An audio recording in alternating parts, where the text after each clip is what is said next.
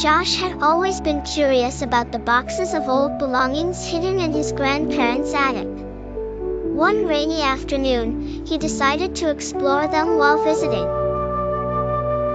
As he sifted through dusty books and forgotten memorabilia, he stumbled upon an ancient-looking journal, its cover cracked and worn by time.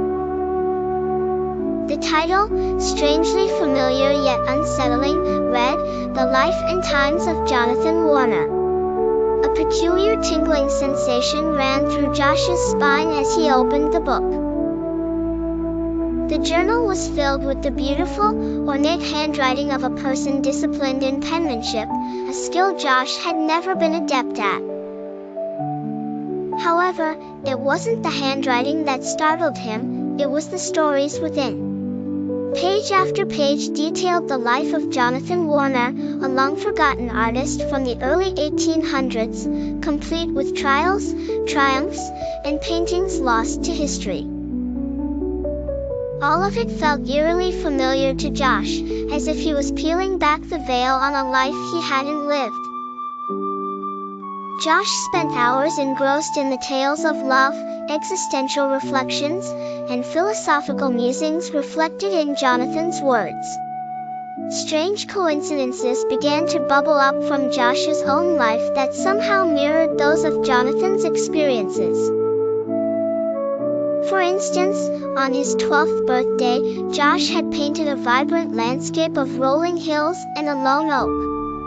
Nested within the journal was an identical sketch, a piece that Jonathan found inspired by his residency in the countryside during the summer of 1810.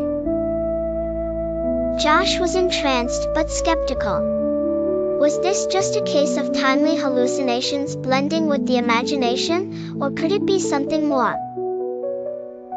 He found a segment where Jonathan described a life-shattering fire that ravaged his studio, and suddenly, Josh recalled the irrational fear of fire he had harbored without reason since childhood. Each entry provided more evidence, leading him to feel a burgeoning connection with the character of Jonathan. To feed his curiosity, Josh decided to visit the local historian's office to uncover more about Jonathan Warner. Remarkably, he found records not only verifying Jonathan's existence but also confirming events that matched those noted in the journal. Could it genuinely be his past life, or was he simply connecting dots too conveniently? The historian's archival photographs were more proof. Amongst them was an image of Jonathan holding a paintbrush beside an easel, mirroring Josh's own posture in a childhood photo taken in front of a blank canvas. Encouraged and disoriented, Josh returned to the attic, driven to uncover more works of the mysterious artist. It dawned on him that he needed to relate what he had discovered to his own life's choices, to the semblances and shadowed memories he never understood. Delving into this past life knowledge, Josh discovered a renewed sense of purpose, an uncanny motivation to take up painting again, to create and possibly finish what Jonathan Warner started over 2 centuries ago.